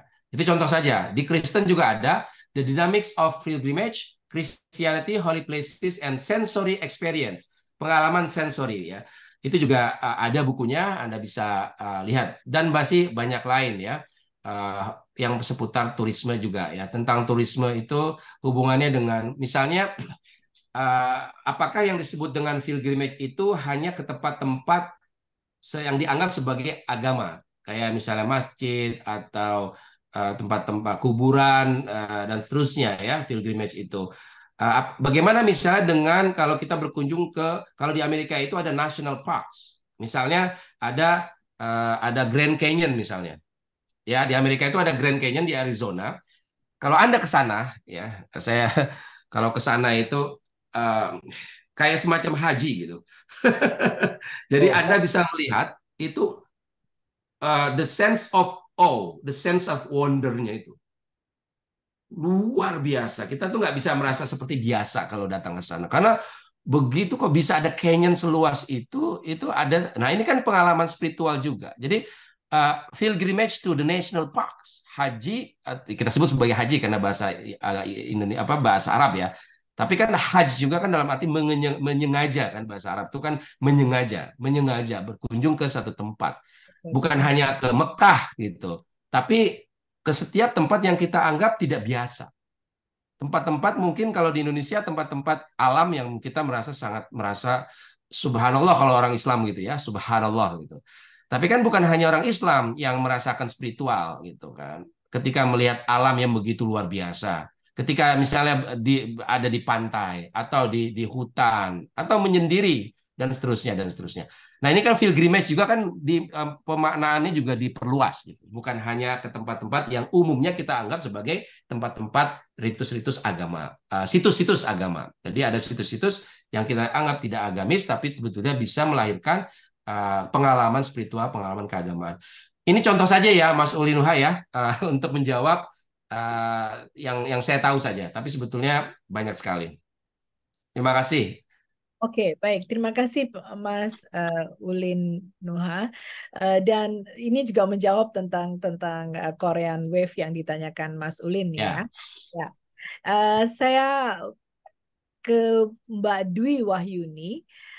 Tolong bantu penjelasan kembali terkait agama dalam pendekatan kognitif sains, Mas. Terima kasih. Waduh. Ya. Ini bukan bidang saya ya. Jadi saya tidak bisa menjelaskan secara gamblang cognitive science ini. Tapi saya tahu teman-teman saya dan di American Academy of Religion itu berkiprah di bidang ini. Singkatnya ya cognitive science itu tentang hubungan antara keyakinan dan otak gitu ya, kognitif ya. Jadi bukan lagi sebagai persoalan spiritual ya, bukan lagi persoalan spiritual, tapi soal sebetulnya orang beragama dengan tidak beragama itu dipengaruhi oleh otak kanan dan otak kiri gitu. Jadi bukan segala sesuatu itu hubungannya dengan kognisi. Kalau kita biasanya membedakan antara otak dan hati kan gitu. Ya, otak. Oh, kamu jangan sekedar menjadi orang pinter tapi tidak baik hati. Jadi kan ada pemisahan antara otak dengan nilai-nilai kesolehan lah gitu. Tapi kalau kognitif ya, ilmu kognitif, sains kognitif, semuanya itu ya kognitif gitu. Nggak ada hubungannya dengan hati yang terpisah dengan main gitu. Nah, ini biasanya teman-teman yang mengkaji tentang Konghucu ya, terutama filsafat Konghucu, itu ada disebut heart mind. Ya, heart mind. Heart mind itu soal heart itu kan hati, mind otak. Nah, tapi disatukan gitu, heart mind sebagai satu kesatuan.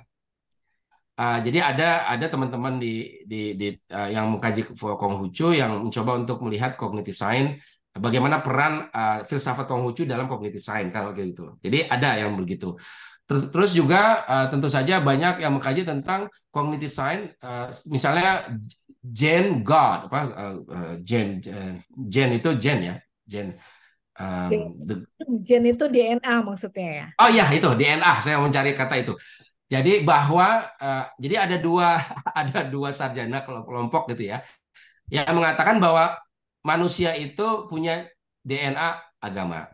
Jadi homo religious. Bahwa setiap manusia itu pada dasarnya beragama.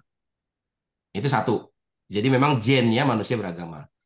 Di pihak lain ya itu buatan aja itu. Itu pikiran saja menurut sejarah cognitive science ya itu mereka melihat ya semuanya adalah berdasar dari kognisi itu. Cognitive science itu ilmu tentang kognitif khususnya otak ya yang menjadi sumber dari segala sesuatu. Tidak ada yang disebut dengan spiritual atau spirit gitu. Baik di dalam tubuh manusia apalagi spirit yang ada di pohon-pohon atau di batu atau di mountain. Nah, cognitive science cenderung kritis terhadap hal seperti itu. Itu aja sih gambaran singkatnya. Mohon maaf saya tidak bisa secara gamblang teori-teorinya saja, metodenya seperti apa dan seterusnya, karena itu bukan bidang saya. Nah, terima kasih. Baik ya, ini ke Noval, ke Mas Noval, izin tanya bagaimana studi agama-agama terkait politik dan ekonomi? Wah, ini Adakah menarik tokoh nih. adakah tokoh atau figur agama yang berpengaruh ingin mengubah? Lalu bagaimana sistem ekpok di ekonomi, politik dan Udah. budaya Amerika Serikat menanggapinya? Silakan Mas Muhammad Ali. Ya, ini juga kajian khususnya di political economy ya, baik oleh teman-teman di ilmu politik maupun di ilmu ekonomi maupun antropologi. Ini memang sudah interdisipliner ya. Kajian agama dengan politik dan ekonomi itu sudah relatif interdisipliner. Jadi memang sebagian besarnya oleh sarjana-sarjana ilmu politik. Ya, sebagiannya lagi ilmu ekonomi. Dan itu juga menarik hubungan antara agama. Kalau awal teks yang sering digunakan itu Protestantisme dengan Protestantisme dan apa namanya ethics kapitalisme ya, kapitalisme, hubungan Max antara Weberism. kapitalis ya Weber ya. Silakan. Jadi hubungan antara kapitalisme dan Protestantisme dengan kapitalisme itu salah satu textbook kita yang kita baca, hubungan antara agama dengan ekonomi ya. Agama dan politik banyak ya, termasuk demokrasi Tocqueville ya, itu sering dibaca sebagai klasik ya. Tocqueville itu buku Tocqueville tentang demokrasi di Amerika.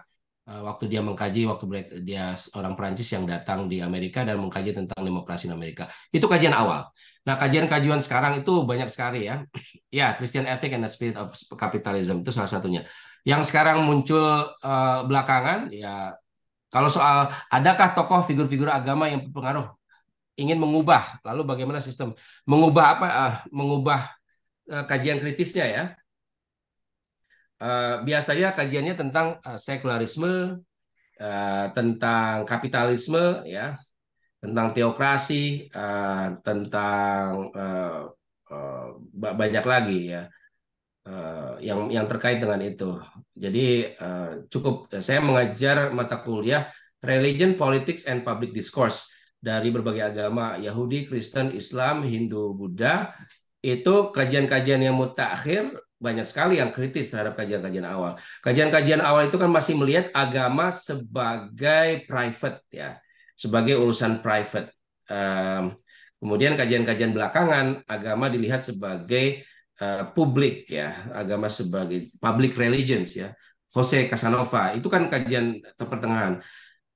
Agama di ruang publik ya, agama di Amerika itu tidak turun meskipun proses modernisasi berlanjut terus. Karena teori modernisasi itu cenderung mengatakan bahwa orang semakin modern maka semakin kurang religius. Nah, semakin modern semakin tidak religius. Nah, kajian-kajian yang terakhir, orang semakin modern itu bisa malah tambah religius. Satu, yang kedua, hanya memang mengalami transformasi. Keagamaannya itu tidak sama. Jadi ada religious transformation disebutnya, transformasi keagamaan. Jadi bentuk-bentuk keberagamaannya itu berbeda memang ketika mereka menjadi modern ketimbang mereka tinggal di desa-desa, di kampung-kampung, di suburban dan seterusnya. Nah, ini teori modernisasi itu masih sudah dianggap usang ya, teori modernisasi itu.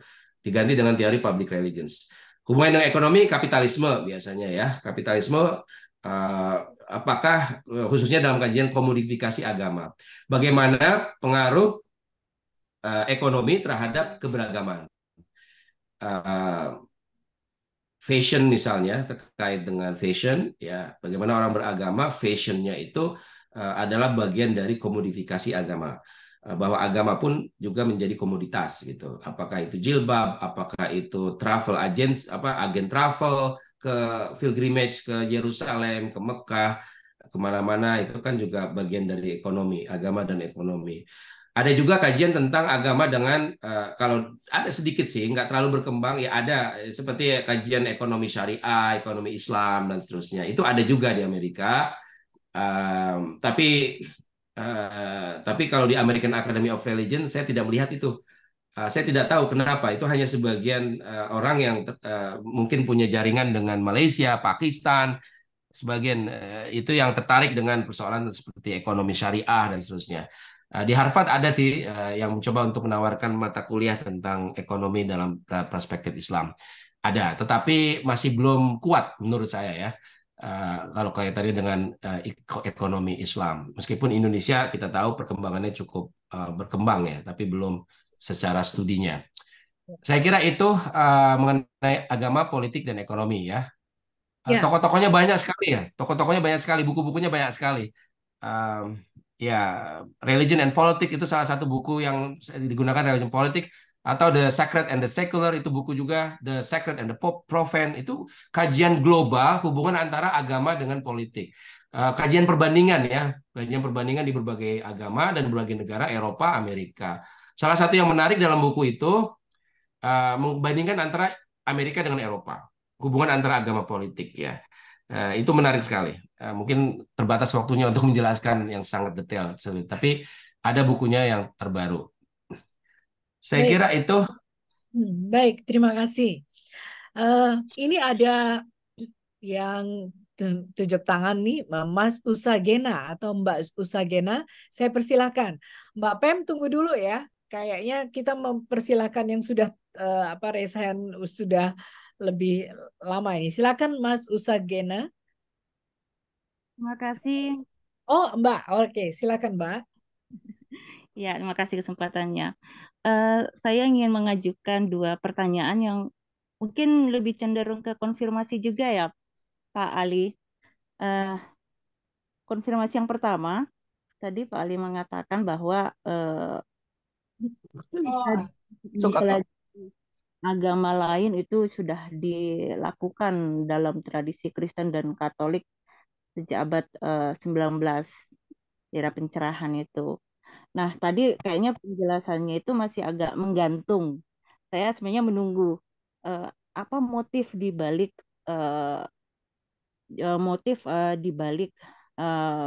perkembangan tersebut ketika Kristen dan Katolik tertarik untuk mempelajari agama lain. Konfirmasi saya adalah apakah itu juga termasuk dalam sebuah termasuk dengan yang disebut dengan Orientalism. Orientalism ketika Barat mengkaji tentang Timur, dan itu ada literatur yang mengatakan bahwa motif di balik itu juga ada yang disebut dengan 3G atau 3-in-1, gold, God, God, and glory gitu. Ya, ini makanya saya mengkonfirmasi apakah ada kaitannya gitu antara ketertarikan untuk mempelajari agama lain dengan gerakan orientalisme tadi. Jadi makanya ini sifatnya mengkonfirmasi. Itu yang pertama Pak Ali. Kemudian yang kedua adalah lebih duluan mana antara orientalisme dengan occidentalism. Jadi kalau ada orientalisme Barat mengkaji Timur, ada juga yang disebut dengan occidentalism, yaitu Timur mengkaji juga Barat. Dalam ini juga ada tradisi Islam, filsuf-filsuf Islam yang mempelajari dan terjadi transformasi ilmu di situ dari filsafat Yunani dan Romawi ke dalam yang dipelajari oleh filsuf-filsuf Timur dan berkembanglah yang disebut dengan occidentalism. Berarti tradisi untuk mempelajari agama lain itu juga sudah dilakukan oleh pemikir-pemikir atau filsuf-filsuf Timur yang disebut dengan occidentalism. Dan itu periodenya sudah sangat jauh sebelum abad 19. Mohon klarifikasi atau koreksi jika ada kekeliruan. Terima kasih. Oke, makasih Mbak Usagena. Saya panggilnya apa ya Mbak ya? Nama Mbak, boleh biar sama-sama kelihatan terkesan muda, Mbak Weka boleh, Mbak? Oh, oke. Nggak maksudnya ya oke baik ya. Ya. Mbak Jason namanya memang Mbak Sagena ya, memang betul. Oke, silakan Mas Muhammad Ali. Ya, terima kasih. Ya, saya tidak menyebut motif tadi memang ya. Terima kasih ditanyakan pertanyaan ini.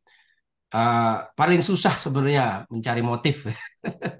Tapi Edward Said itu sering dijadikan rujukan ya. Kalau soal motif, Orientalism bukunya ya. Itu kan Said itu menulis karya-karya sastra beberapa negara ya, tidak semua ya, banyak yang dia tidak masukkan di situ, menggunakan teori Foucault ya, Michel Foucault, knowledge and power, bahwa orang Barat itu dulu belajar tentang yang disebut sebagai the other atau timur itu untuk mengontrol, untuk power, untuk kekuasaan. Jadi kolonialisme dan orientalisme. Hubungan antara kajian tentang timur, hubungannya dengan penjajahan, hubungannya dengan kolonialisme dan seterusnya. Itu ada ya memang. Tetapi kemudian proses awal itu yang kita sebut orientalisme itu tidak kemudian berpendapat bahwa semua orang yang tertarik tentang yang kita sebut atau mereka sebut sebagai timur atau Islam itu untuk kepentingan penjajahan atau untuk kepentingan menguasai yang lain. Ya, jadi tidak semua dan mungkin banyak. Tapi memang sebagai satu tren itu bisa kita katakan kita sepakat dengan Edward Said.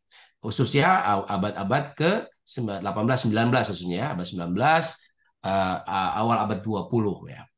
Tetapi saya melihat khususnya sejak banyaknya imigran, banyaknya kolaborasi, banyaknya orang-orang dari timur sendiri yang belajar dan research dan mengajar di yang disebut dengan Barat itu, Eropa dan Amerika, orientalisme itu menjadi terkikis, bergeser dan kemudian lama-kelamaan yang terjadi adalah kolaborasi.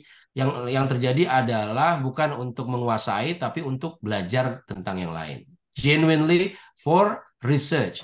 Academic research. Yang sebelumnya disebut sebagai God and glory itu memang kaitannya dengan kolonialisme ya. Tuhan, emas dan glory ya. Kebesaran gitu. Itu memang rasisme ya. Itu adalah a form of racism. Tapi kolonialisme atau imperialisme itu juga kan dipengaruhi oleh kapitalisme ya. Kapitalisme itu sebagai salah satu faktor imperialisme. Nah, jadi kapitalisme, imperialisme, kajian tentang timur, itu ada kaitan. Tapi jangan digeneralisir.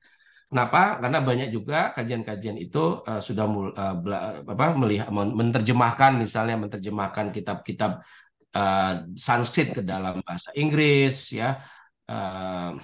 Max Muller misalnya, saya kira dia tidak bermaksud untuk menguasai India gitu, atau menguasai Max Muller. Saya kira salah satu tokoh yang saya tidak anggap sebagai, dia bisa disebut sebagai orientalis, meskipun orang-orang itu tidak selalu menyebut diri mereka sebagai orientalis ya. Ini kata yang ini disebut sebagai analytical term ya. Ada analytical term, ada language of analysis, sama language of practice. Ini dalam akademi kita sebut sebagai ada istilah yang memang digunakan oleh orang bersangkutan. Itu disebut language of practice, language of practice. Jadi misalnya apakah kelompok tertentu, orang tertentu menggunakan istilah itu, menggunakan kata itu language of practice. Tapi ada language of analysis. Ada terma, istilah yang digunakan untuk menganalisis, menjelaskan, menggambarkan fenomena yang meskipun kata itu tidak digunakan oleh mereka, termasuk dalam hal ini orientalisme. Jadi orientalisme itu bukan orientalis, itu bukan kata yang digunakan oleh orang yang kita sebut sebagai sarjana-sarjana yang mengkaji Barat. Oke. Jadi memang ada motif itu, tapi tidak bisa digeneralisir karena ada juga banyak yang Anda bisa lihat misalnya yang menulis ensiklopedia, yang menerjemahkan banyak kitab-kitab bahasa asing, maksudnya di luar bahasa Barat ke dalam bahasa Inggris dan seterusnya. Nah, terkait dengan oksidentalisme itu, ya memang kata oksidentalisme belakangan kalau sebagai istilah ya. Oksidentalisme itu baru belakangan.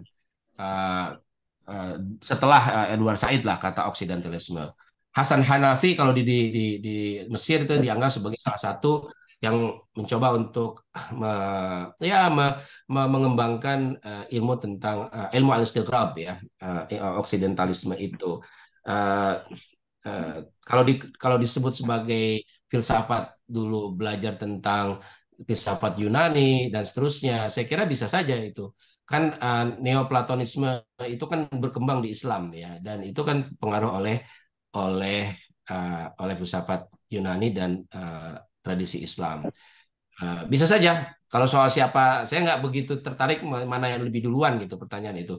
Tapi bahwa ada banyak orang Islam di waktu itu di Arab dan juga dipengaruhi oleh peradaban Spanyol, kemudian belajar tentang filsafat Yunani dan menerjemahkan tradisi literatur Yunani, filsafat, sains dan seterusnya ke dalam bahasa Arab, itu bagian dari orang Islam belajar tentang yang lain dan kemudian dipengaruhi oleh yang lain. Dan kemudian sains dan filsafat berkembang, yang kita sebut sebagai the golden age of Islam. Biasanya di dalam sejarah itu the golden age of Islam pada masa ketika filosof-filosof dan saintis-saintis itu ya Al-Farabi, Ibnu Khaldun, ya Ibnu Sina dan seterusnya. Tapi menariknya sekarang di zaman modern ini lebih kepada nostalgia gitu. Jadi mencoba untuk melihat literatur mereka sebagai golden age, nostalgia, oh dulu orang Islam pernah belajar tentang agama lain dan seterusnya. Sekarang berhenti gitu.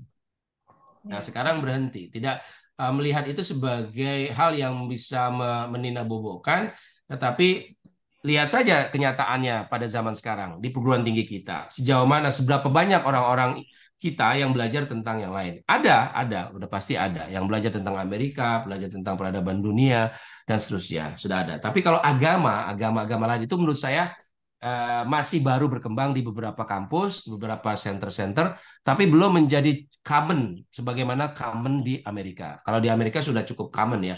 SD saja sudah tahu tentang agama Konghucu, agama Bahai gitu. Anak saya sudah tahu tentang agama-agama lain misalnya. Padahal masih SD gitu, di public school-nya gitu.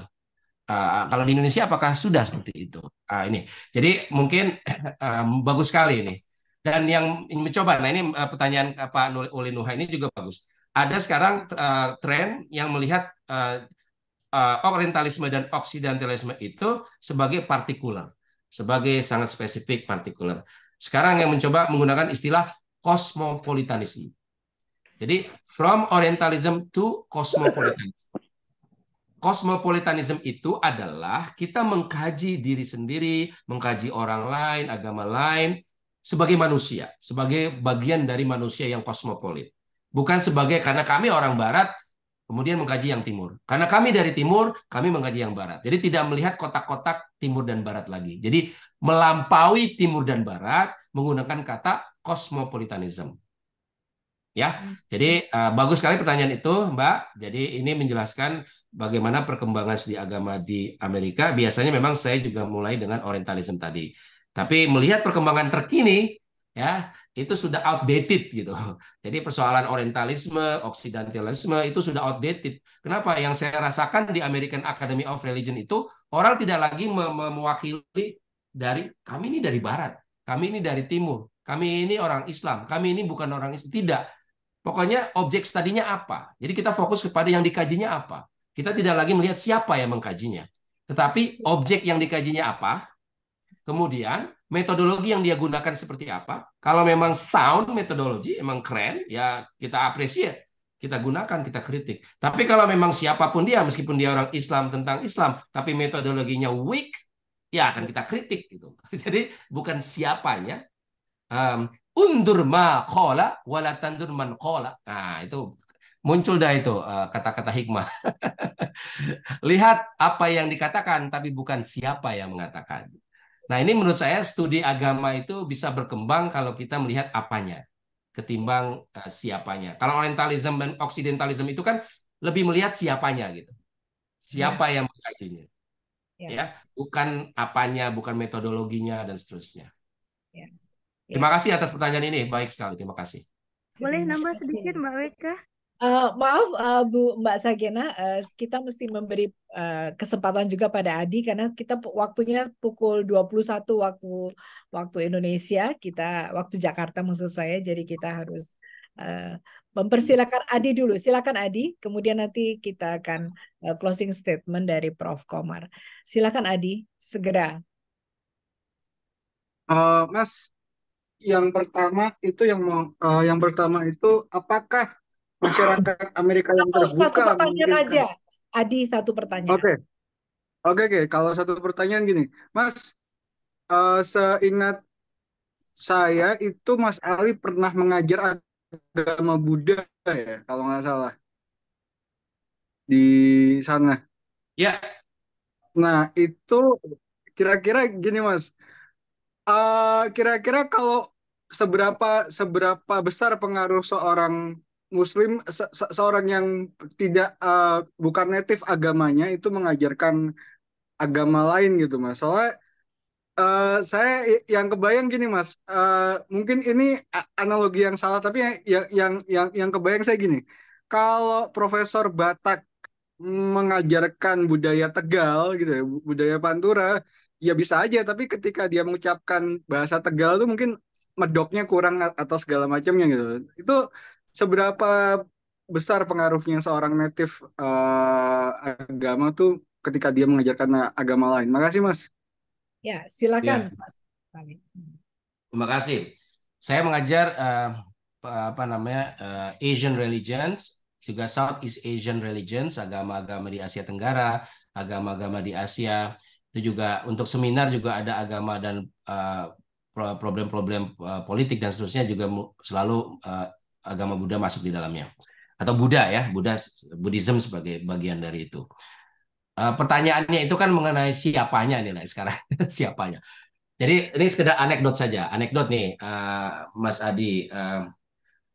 Ketika saya selesai menjelaskan tentang Buddha, apa yang saya jelaskan sejarahnya, konteks historisnya, ya, konteks segala macamnya, kemudian perkembangannya, kemudian ajaran-ajaran utamanya, kemudian denominasi dan pengertian kelompok-kelompok yang ada dalam Buddhisme, Theravada, Mahayana, Vajrayana, kemudian persoalan-persoalan agama Buddha dengan persoalan kontemporer dan seterusnya. Itu setelah saya menjelaskan itu, ada seorang mahasiswa datang ke saya, ya kan? Dia bilang, I'm a Buddhist, but I don't know about Buddhism. And thank you for teaching about my religion so that I can understand my religion better. Wow. Jadi maksudnya, ini kata-kata dia yang saya ingat itu ya. Saya Buddhis, tapi saya tidak tahu agama Buddha, dan saya berterima kasih Anda berhasil menjelaskan Buddhisme seperti apa. Artinya apa? Yang saya lihat adalah understanding-nya. Jadi tujuannya itu bukan kemudian ingin orang menjadi Buddhis atau menjadi Buddhis yang lebih baik begitu, atau mencari konversi orang untuk ke Buddhisme, untuk lebih menerima Buddhisme dan sebagainya. Bukan. Karena kami adalah research university, universitas yang memang terkait dengan research, bukan seminaris gitu, bukan Buddhist institution gitu. Tapi atau mungkin religious institution. Jadi akademia itu bukan religious institution. Artinya apa? Kalau memang sepanjang menyangkut understanding tujuannya, maka tidak ada masalah siapapun yang mengajar. Karena understanding, meskipun mungkin katakanlah tidak ada yang disebut dzauq, ya kalau bahasa Arab itu ada dzauq, ya rasa. Tadi kan istilah ada kata-kata yang mungkin kita nggak begitu bisa mengucapkan. Ya biasa-biasa saja. Toh juga dalam bahasa Inggris kita mengajarkannya. Tidak di dalam bahasa Pali atau bahasa misalnya Thai, misalnya kalau orang Buddhis di Thailand misalnya dengan orang Buddhis di China, ya kan beda misalnya. Jadi Buddhism di China dengan Buddhism di Thailand dengan di Indonesia juga beda lagi. Kalau saya mengajarkan Buddhisme itu keragamannya, sejarahnya, perkembangannya, bagaimana hubungan Buddhisme dengan agama lain juga. Misalnya kalau di Indonesia kan Buddha bisa jadi nabi gitu, ya, Nabi Buddha. Prophet, the notion of prophet kan itu kan saya jelaskan menarik sekali kan bagi orang-orang yang memahami Buddhism dalam konteks Buddha sebagai filsafat way of life gitu ya. hanya Buddhism sebagai way of life, cara hidup ya, bagaimana kita berhidup menjadi orang baik ya, selalu mindful dan seterusnya. Tapi di Indonesia bukan persoalan-persoalan yang sifatnya moral, etikal, filosofikal seperti itu, tapi udah menyangkut masalah negara. Di Indonesia Buddhisme harus pada beberapa aspek harus menyesuaikan diri. Di Indonesia agama Buddha mau nggak mau harus punya konsep Tuhan gitu. Mau nggak mau karena ada ketuhanan yang Maha Esa. Iya kan? Padahal kan Buddhism secara umum is non-theistic religion, non-theistic philosophy, bukan anti ya, bukan teistik, bukan ateistik, non-theistic. Artinya Tuhan itu tidak harus ada ya untuk menjadi orang baik, untuk mendapatkan pencerahan gitu. Tapi di Indonesia mau nggak mau, saya pernah diskusi dengan seorang biku kan di Indonesia. Apa yang Anda maksud? Apakah Buddha punya Tuhan? Jawaban dia bagaimana? Tergantung Anda memahami Tuhan itu apa. It depends on how you define God. Tapi tetap saja kan, mau nggak mau harus beradaptasi dengan konsep Tuhan di Indonesia. Padahal pertanyaan seperti itu tidak akan terjadi dalam konteks Buddhisme di dalam konteks lain. Hal-hal seperti ini yang saya jelaskan. Mas Adi, dan itu kan kompleksitas seperti ini yang saya jelaskan, dan itu bagi saya sangat enlightening, satisfying ya sebagai seorang dosen pengajar gitu ya. Ada seorang mahasiswa Buddha yang datang kemudian berterima kasih gitu bahwa dia bisa belajar tentang berbagai seluk-beluk agama Buddha, seluk-beluknya ya, memahami sejarah, kemudian keragaman di dalamnya, hubungan antara Buddha dengan yang lain. Bukan dalam konteks bagaimana Anda harus menjadi Buddhis yang lebih baik, atau harus secara doktriner dan seterusnya. Jadi kalau secara doktriner, saya angkat tangan gitu. Kalau secara doktriner misalnya sebagai religious education, nggak bisa, saya akan mengatakan, saya nggak bisa, nggak mau. Dan nggak bisa memang. Nggak mungkin saya mengajarkan orang Buddha untuk menjadi Buddha yang lebih baik. Ya. Tapi kalau saya mengajarkan Buddha sebagai agama, sebagai objek studi, perkembangannya, dimensinya, dinamikanya, dan seterusnya, itu saya bisa. Dan itu sudah berlanjut selama 16 tahun. Dan tidak ada orang Buddha yang komplain sama saya. Atau Kristen yang komplain dengan saya. Kalau orang Islam banyak yang komplain dengan saya.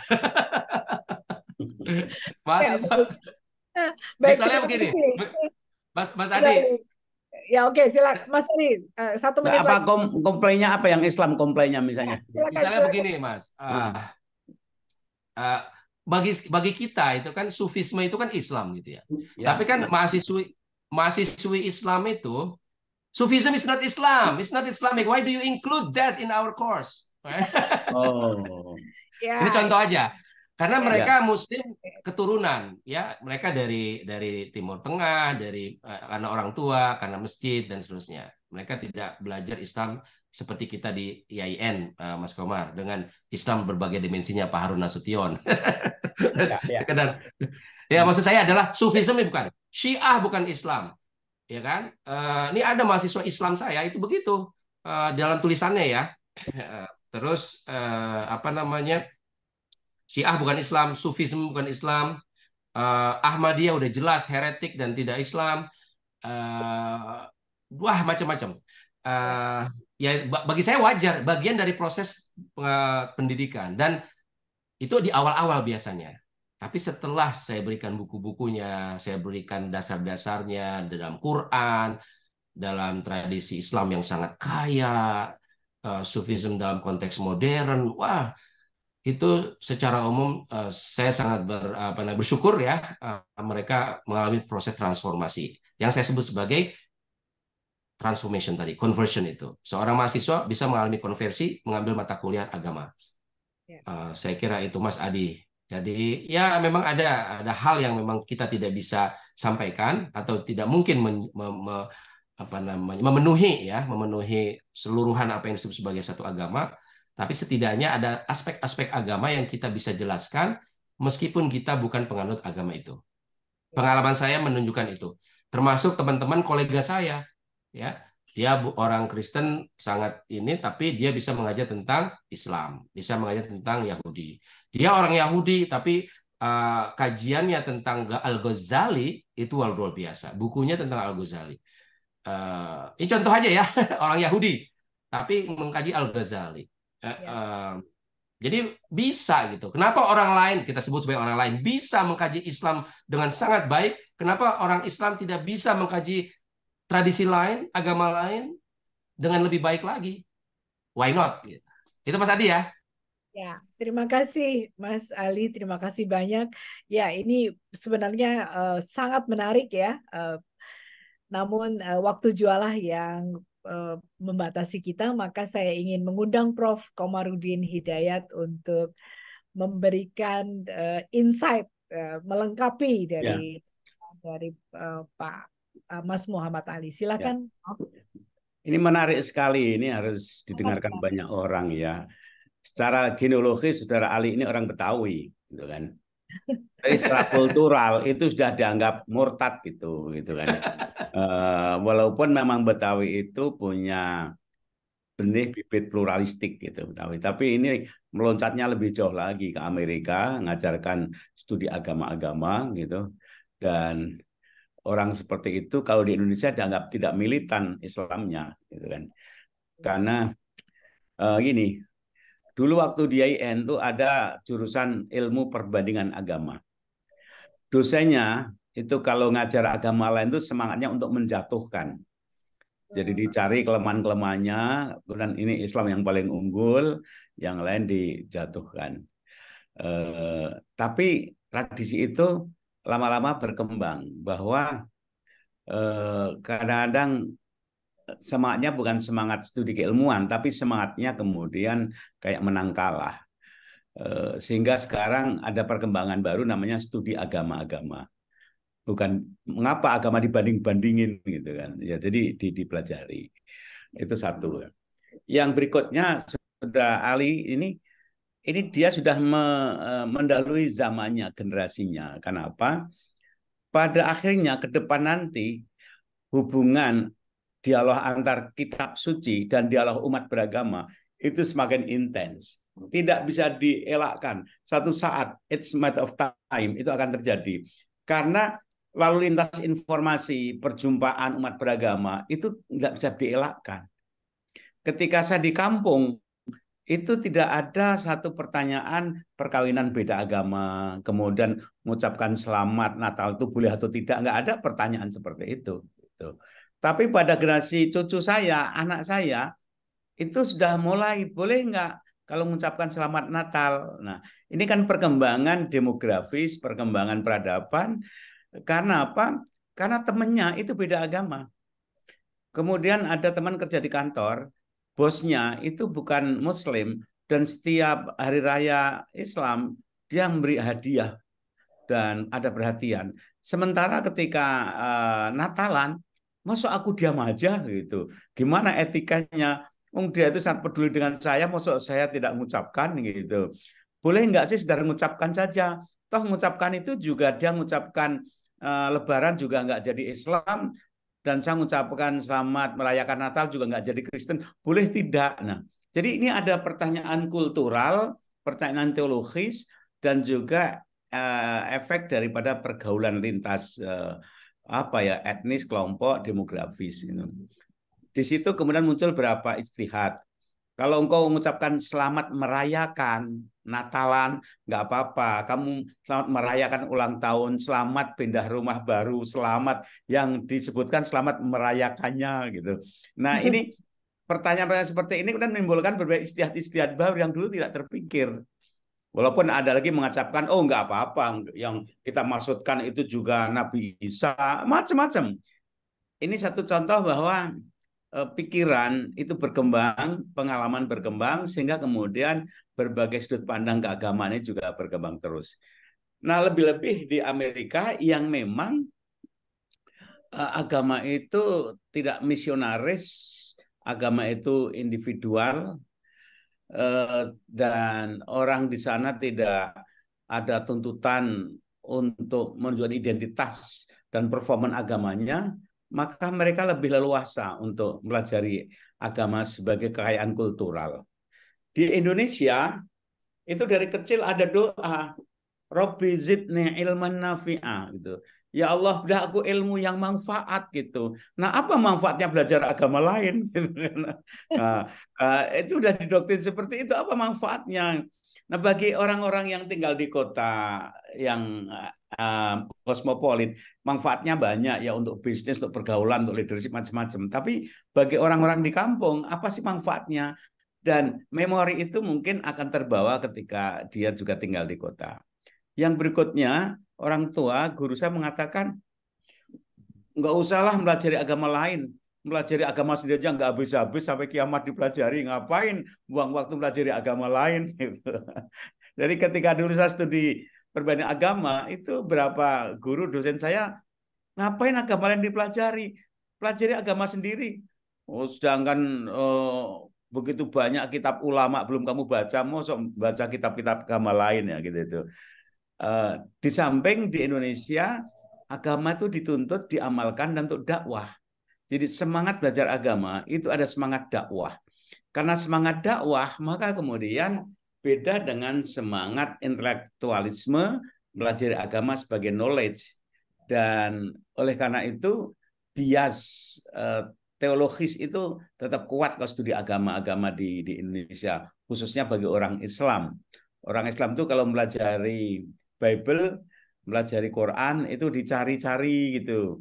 Bahkan dulu dosen saya, kalau kamu debat sama orang Kristen, jangan pakai Quran. Kamu harus debat Injil, Bible-nya saja. Kamu harus pelajari Bible-nya, jangan sampai Quran. Jadi kalau kamu bertengkar, jangan di rumah sendiri, harus di rumah orang. Jadi bahasanya itu udah bahasa provokatif kan. Tapi itu dulu, sekarang sudah banyak perkembangan baru.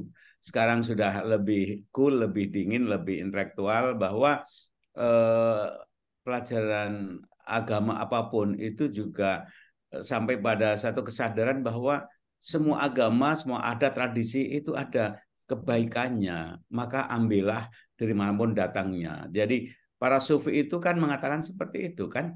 Bahkan mengatakan bahwa al-hikmah apa itu dholatul mukminin fakhuduha ainama wajadtumuha gitu. Jadi hikmah kebajikan, kebenaran itu adalah kekayaan seorang muslim mukmin yang hilang. Maka kalau kamu ketemu, melihat, ambillah dimanapun dia berada, dari manapun datangnya, ambillah. Nah, sikap-sikap seperti ini kan inklusif. Sikap yang semakin terbuka untuk menerima. Dan juga ketika di abad tengah, Ibnu Rus, Ghazali, dan sebagainya, itu kan juga tadi sebut aja boleh oksidentalisme juga boleh, yang mengkaji warisan tradisi-tradisi Yunani yang kemudian memberikan pengaruh besar sekali dalam perkembangan intelektualisme Islam baik filsafat maupun kalam. Jadi sikap keterbukaan itu sebenarnya sudah dari dulu ada. Hanya mungkin karena faktor efek psikologi penjajahan, psikologi tidak percaya diri, merasa minoritas, dan bukan minoritas ya, mungkin kurang percaya diri secara intelektual, ekonomi, itu kemudian enggan takut belajar agama lain. Bahkan pernah dosen saya mengatakan gini, jangan pelajari agama lain dan filsafat. Nanti ibarat tukang pancing dilarikan ikan, kamu akan hanyut. Sikap-sikap seperti itu menghalangi kita untuk membuka diri belajar yang lain. Tapi orang-orang yang semakin percaya mendalami agamanya, beragama itu tidak pernah terancam kok, pelajari agama apapun. Siapapun yang tulus beragama, dia menjalani agama dengan baik dan ilmunya luas, beragama itu akan merasa damai, tenang, tidak akan pernah terancam. Kalau orang kok masih beragama terancam dan orang lain, sungguhnya dia sendiri yang rapuh di dalamnya. Tapi kalau orang itu kokoh, damai dengan dirinya sendiri, beragama itu nyaman kok. Ketemu orang lain pun akan nyaman saja, nggak akan merasa terancam dan mengancam. Jadi merasa terancam dan mengancam itu sesungguhnya ada satu krisis dalam diri orang itu, ya. Being threatened and to threat itu dia merasa sesungguhnya dia belum selesai dengan urusan dirinya, tidak istiqomah. Saya rasa begitu dari saya. Terima kasih kali ini saya ketemu teman-teman. Mbak Alimah nggak ngomong Mbak Alim ya, lain kali ya. Ya, ini ada kita ngikuti. Prof. Alim, ada Prof. Nina, Iya, dan Mbak Nina juga mana tadi? ada Makasih Prof. sekali. Rozi, ada Mas Muin Siri juga ada tadi. Waduh, itu gilirannya itu yang diundang sibuk dulu dia lagi Ya, bukunya. tadi beliau ada. Iya, Saya iya, tadi iya. beliau. Kita bangga tuh punya Mas Moem dan Ali nih Ya, menjadi betul. duta Indonesia, dan sekarang ditambah lagi oleh Putri Aryani duta Indonesia dalam panggung dunia. Nah, dari saya terima kasih. Assalamualaikum warahmatullahi wabarakatuh. Waalaikumsalam warahmatullahi wabarakatuh. Baik, Bapak dan Ibu di ruang Zoom malam ini, saya mengucapkan banyak terima kasih karena saya tidak perlu menyimpulkan karena semuanya adalah gizi yang harus dicerna gitu ya. Maka saya tidak ingin menyimpulkan apapun untuk malam ini. Maka saya mengucapkan banyak terima kasih kepada Bapak dan Ibu semua yang telah hadir. Dan kita memberikan aplaus untuk narasumber kita malam ini, Profesor Komarudin Hidayat dan Dr. Muhammad Ali. Terima kasih, semoga diskusi kita kali ini bermanfaat. Selamat malam. Assalamualaikum warahmatullahi wabarakatuh. Waalaikumsalam, makasih Weka. Waalaikumsalam. Terima kasih.